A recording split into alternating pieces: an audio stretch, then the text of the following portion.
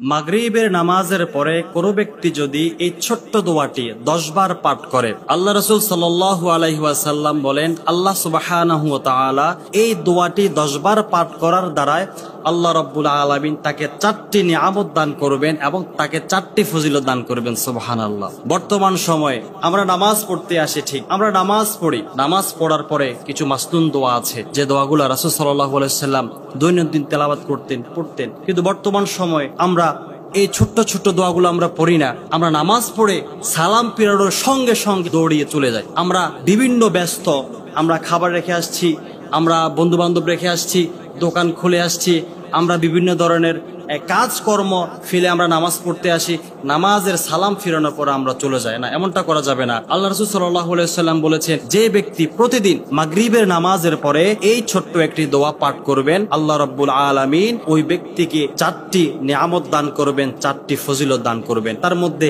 1 number হচ্ছে, কোন ব্যক্তি মাগরিবের নামাজের পরে 10 বার যদি এই ছোট্ট দোয়াটি পাঠ করেন, ওই দোয়াটি পড়ার সঙ্গে সঙ্গে আল্লাহ সুবহানাহু ওয়া তাআলা ওই ব্যক্তিকে নিরাপত্তা দেওয়ার জন্য জান্নাত থেকে, আসমান থেকে একদল ফেরেশতা মোতায়েন করে দেয়।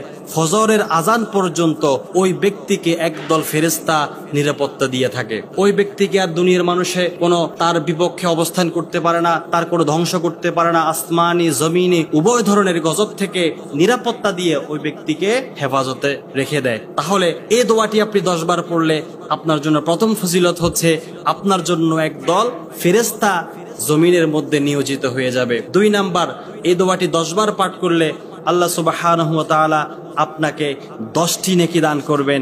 3 নাম্বার ফজিলত হচ্ছে, আপনার জীবন থেকে 10টি বড় বড় ছোট ছোট 10টি গুনাহ আল্লাহ পাক ক্ষমা করে দিবেন। 4 নাম্বার, খুব গুরুত্বপূর্ণ একটি দোয়া।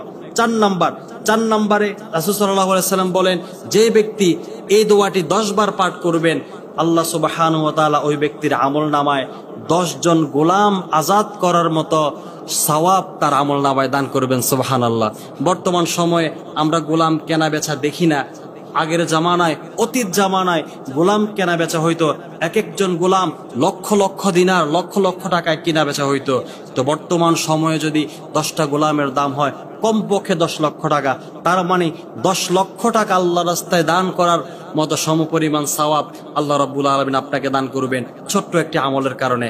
আমি আমলটা বলছি, আপনারা খুব খেয়াল করে শুনবেন। সেই দোয়াটি হচ্ছে, লা ইলাহা ইল্লাল্লাহু ওয়াহদাহু লা শারীকা লাহু লাহুল মুলকু ওয়া লাহুল হামদু ওয়া হুয়া আলা কুল্লি শাইইন কাদির। আমি আবার বলছি দোয়াটি, আপনি খেয়াল করেন। লা ইলাহা ইল্লাল্লাহু ওয়াহদাহু লা শারীকা লাহু লাহুল মুলকু ওয়া লাহুল হামদু ওয়া হুয়া আলা কুল্লি শাইইন কাদির। এই দোয়াটি যদি কোনো ব্যক্তি প্রত্যেক দিন মাগরিব নামাজের পরে 10 বার আপনি বসা অবস্থায় পড়েন, আল্লাহ রাব্বুল আলামিন আপনাকে এই 4টি ফজিলত দান করবেন। সুবহানাল্লাহ।